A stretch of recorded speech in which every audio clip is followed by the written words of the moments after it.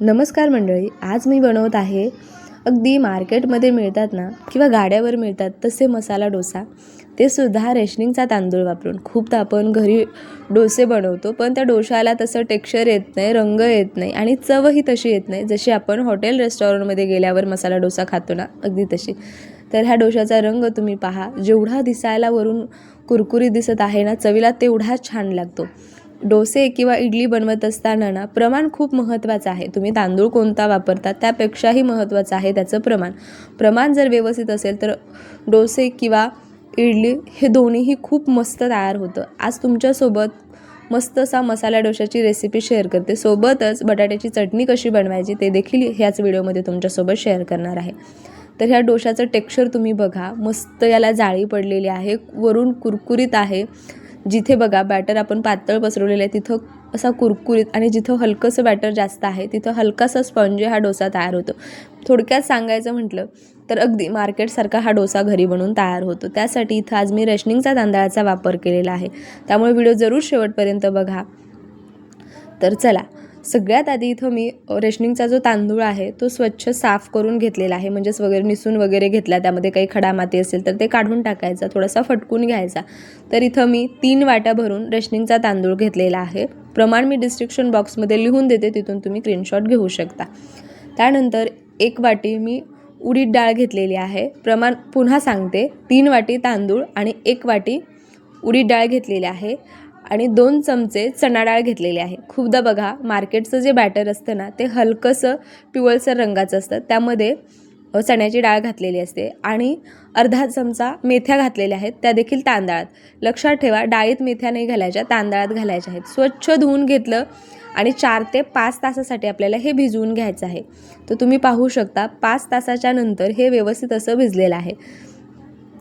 हे बघा, डाळ खूप लवकर भिजली जाते, म्हणजेच 1-2 तासामध्ये डाळ भिजते, पण तांदूळ भिजायला वेळ लागतो. आता इथं मी अर्धा वाटी म्हणजे पोहे घेतलेले आहेत. तिथे तुम्हाला एक गोष्ट सांगते, ज्यावेळेस आपल्याला इडली बनवायची असते त्यावेळेस आपल्याला पोहे, ज्यावेळेस आपण डाळ तांदूळ भिजायला घालतो त्यावेळेसच आपल्याला पोहे देखील भिजायला घालायचे असतात. पण ज्यावेळेस आपण डोसे बनवतो ना त्यावेळेस पोहे हे ज्यावेळेस आपल्याला बॅटर तयार करायचं असतं त्यावेळेस भिजवायचे, हे लक्षात ठेवा. बघा, दोन्हीमध्ये खूप फरक येतो. आता इथं सुरुवातीला डाळ वाटून घ्यायची आहे. डाळ वाटत असताना ना यामध्ये खूप जास्त पाण्याचा वापर करायचा नाही, कमीत कमी पाणी घालून आपल्याला ही डाळ वाटून घ्यायची आहे. आणि डाळ वाटत असताना तुम्हाला एक महत्त्वाची टिप्स सांगते. ज्यावेळेस आपण डाळ वाटून घेतो, तुम्हाला वाटलं की डाळ व्यवस्थित अशी वाटलेली आहे, त्यानंतरही पुन्हा 1-1.5 मिनटासाठी वाटून घ्यायची, म्हणजे हलकीशी ही ना डाळ थोडीशी फ्लफी होते. म्हणजेच आपली क्रीम कशी असते बघा केकची, अगदी त्या पद्धतीची डाळ तयार होते. आणि जर डाळ तुम्ही व्यवस्थित नाही वाटले ना तर जे बॅटर आहे ना ते असं फेससारखं तयार होतं. बघा, खूपदा आपण इडलीला म्हणतो की बॅटर खूप छान फर्मेंट झालेलं आहे, पण त्यामध्ये हलके हलके बबल असतात. तर आपल्याला तसं बॅटर नको आहे. आपल्याला जे बॅटर आहे ते छान असं क्रीमी असलं पाहिजे, त्यामध्ये असं खूप असं फेस वगैरे नको असतो. जर तुम्हाला तसं बॅटर हवं असेल ना तर हे डाळ तांदूळ व्यवस्थित वाटून घेणं खूप गरजेचं आहे. तर सुरुवातीला डाळ वाटून घेतली, त्यानंतर इथं मी तांदूळ वाटून घेत आहे. तर सुरुवातीला तांदूळ मी तसेच वाटून घेतलेले आहे, तुम्ही पाहू शकता. खूप जास्त पाण्याचा वापर केला नाही, हे देखील मी बऱ्यापैकी व्यवस्थित असं बारीक वाटून घेतलेलं आहे. इडलीसाठी थोडंसं रवाळ ठेवायचं आणि डोशासाठी छान असं बारीक वाटून घ्यायचं, हे लक्षात ठेवा.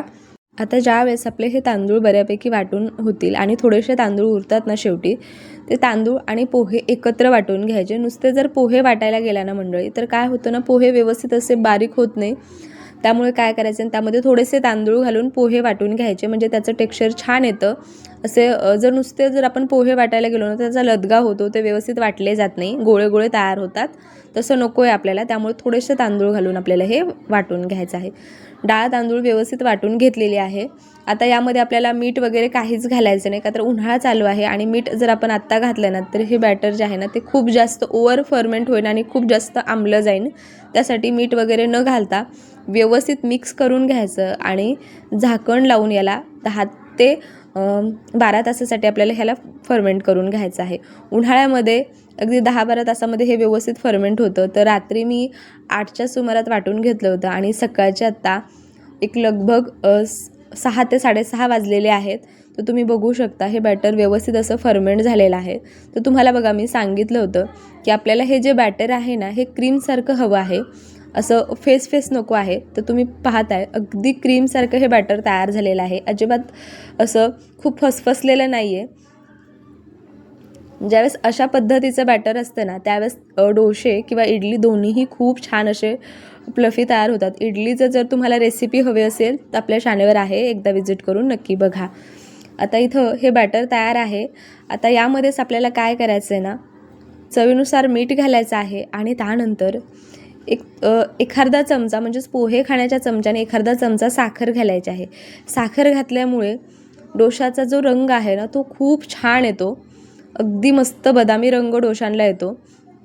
त्यासाठी यामध्ये साखर घालणं खूप गरजेचं आहे. आता साखर आणि मीठ घातल्याच्या नंतर याला व्यवस्थित असं मिक्स करून घ्यायचं. आता याला मी व्यवस्थित असं मिक्स करून घेतलेलं आहे. आता थोड्या वेळासाठी ना आपल्याला हे मिक्स करून साईडला ठेवायचं आहे. म्हणजे काय होईल ना, साखर आपण जी यामध्ये घातलेली आहे ना ती छान अशी यामध्ये मिक्स होईल. तोपर्यंत आपण छान अशी मसाला डोशाची चटणी बनवतो आहे, म्हणजेच बटाट्याची चटणी बनवतो आहे. आता 2 चमचे मी तेल घातलेलं आहे, अर्धा चमचा उडीद डाळ घातलेली आहे आणि थोडेसे मेथीचे दाणे यामध्ये घातले, मोहरी घातली, जिरं घातलेले आहे आणि हिरव्या मिरच्या यामध्ये घातल्या. छोट्या आकाराचे 2 कांदे ना पातळ चिरून यामध्ये मी घातलेले आहेत, हिरवी मिरची घातलेली आहे आणि काही कढीपत्त्याची पानं यामध्ये मी घातलेली आहेत. मिरचीचं जे प्रमाण आहे ना ते तुम्ही कमी जास्त करू शकता. जर तुम्हाला चटणी छान अशी तिखट हवी आहे तर तुम्ही मिरच्या थोड्याशा वाढवू शकता. जर तुमच्या घरामध्ये लहान मुलं असेल तर एखादी मिरची जरी घातली ना तरीसुद्धा खूप झाली. तर आता आपल्याला हे व्यवस्थित असं मिक्स करून घ्यायचं आहे. त्यानंतर यामध्ये मीठ घालायचं आणि हळद घालायची आहे. तिथं पाव चमचा मी हळद घातलेली आहे. तर लक्षात ठेवा ही जी भाजी असते ना यामध्ये ना खूप जास्त असे मसाले जात नाही. खूप सिंपल असते पण चवीला खूप जास्त टेस्टी लागते. आता यामध्ये ना मी टोमॅटो घातलेला आहे. खूप जण इथं लिंबाचा रस घालतात पण माझ्या मिस्टरांना ना ही जी भाजी आहे ना ही खूप जास्त अशी आंबट आवडत नाही आणि भाजीला छान असा चटकदारपणा येण्यासाठी मी इथं अर्धा टोमॅटो घातलेला आहे. आता इथं मी 4 बटाटे उकडून घेतले होते, थंड करून घेतले आणि आता आपल्याला हे खूप जास्त असे मॅश करायचे नाही. हाताने ना हे हलकेसे कुस्करून यामध्ये घालायचे. हे बघा अशा पद्धतीने, म्हणजेच असे याचे छोटे छोटेसे तुकडे करून घ्यायचे. आता ही भाजी ना तुम्ही तुमच्या फॅमिली अनुसार कमी जास्त करू शकता. तर इथं मी 4 बटाट्याची ही भाजी बनवलेली आहे. आता याला छान असं परतून घ्यायचं. जितकी ही भाजी तुम्ही परतून घ्याल ना चवीला तेवढी छान लागते. तर आपण यामध्ये पावडर मसाले खूप जास्त वापरत नाही, त्यामुळे जितकी छान तुम्ही परतून घ्याल ना चवीला तेवढी छान लागते. कांद्याचं प्रमाण ह्या भाजीमध्ये थोडंसं जास्त असतं, जेणेकरून ही भाजी अशी छान मॉइस्ट राहते. आता आपण सुरुवातीलाही थोडंसं मीठ घातलं होतं, आता मी पुन्हा थोडंसं मीठ घातलेलं आहे. का तर बटाट्याची भाजी आहे त्यामुळे जर खाताना फिक्की लागली तर मग ती व्यवस्थित लागत नाही, त्यामुळे इथं मी पुन्हा थोडंसं मीठ घातलेलं आहे. तुम्ही थोडीशी खाऊन पहा, जर तुम्हाला फिक्की वाटत असेल तरच मीठ घाला. आता ही मी एक 4 ते 5 मिनटासाठी परतून घेतली आणि त्यानंतर बारीक चिरलेली कोथिंबीर यावरती घातली. पुन्हा याला व्यवस्थित असं मिक्स करून घ्यायचं आणि इथे तयार आहे इथं आपली मस्त अशी मसाला डोशाची चटणी किंवा भाजी. तुम्ही पाहू शकता खूप जास्त टेस्टी ही भाजी तयार झाली होती. एकदा जरूर ट्राय करा. हे पहा, आता ही आपली भाजी तयार आहे. आता इथं मी डोशाचा तवा ठेवलेला आहे. नॉनस्टिकचा आपला साधा तवा आहे. आता याला सुरुवातीला मी कडकडीत गरम करून घेतलेला आहे. त्यानंतर पाण्याचा शिंतोडा यावरती दिला आणि स्वच्छ कपड्याने हा तवा आपल्याला पुसून घ्यायचा आहे.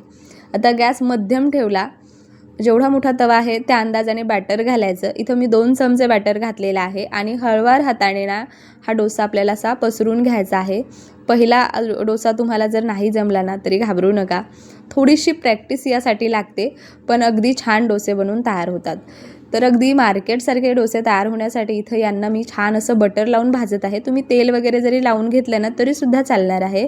खूप छान चव येते. आता हलकं असं तुम्हाला वाटलं की मस्त असा खालच्या बाजूने शेकलेला आहे, म्हणजेच भाजलेला आहे, तर असा उलटून घ्यायचा. बघा काय मस्त रंग आलेला आहे, अगदी दिसतोय ना मार्केटसारखा. तर जरूर हे प्रमाण वापरून अशा पद्धतीने डोसे बनवा. खूप छान कुरकुरीत डोसे बनवून तयार होतात. तर इथं हा डोसा तयार झालेला आहे, तर मी काढून घेत आहे. आता आपल्याला दुसरा डोसा बनवत असताना पण काय करायचं आहे ना, पुन्हा यावरती पाण्याचा शिंतोडा द्यायचा तव्यावरती, व्यवस्थित पुसून घ्यायचं आणि पुन्हा त्याच पद्धतीने डोसा तयार करून घ्यायचा आहे. अशाच पद्धतीने मी सगळे डोसे बनवून घेतले होते. तर हे फक्त बॅटर जे आहे हे मी डोशासाठी तुमच्यासोबत शेअर केलेली आहे रेसिपी. आणि जर तुम्हाला जर असं फक्त डोशासाठीच बॅटर नको असेल, जर तुम्हाला एकाच बॅटरपासून विविध प्रकारचं जर नाश्ता जर बनवायचा असेल ना, तर तशी रेसिपीसुद्धा आपल्या चॅनलवर आहे बॅटरची. जरूर एकदा विजिट करून नक्की बघा, तुम्हाला खूप जास्त आवडेल. तर तुम्ही डोशांचा रंग बघू शकता. एकूण एक डोसे परफेक्ट बनवून तयार होतात, अजिबात बिघडत नाही. त्यामुळे जरूर ही रेसिपी ट्राय करा आणि तुम्हाला कशी वाटते ते कमेंट करून जरूर सांगा. आणि चॅनलवर आज पहिल्यांदा आला असेल तर चॅनलला जरूर सबस्क्राईब करा. मंडळी, ही रेसिपी जर तुम्ही फेसबुकवर पाहत असाल, आणखी आपल्या पेजला फॉलो नसेल केलं तर जरूर फॉलो करा. अशा सिंपल आणि टेस्टी रेसिपी पाहण्यासाठी मी भेटते पुन्हा अशाच एखाद्या छानशा रेसिपीमध्ये. तोपर्यंत बाय.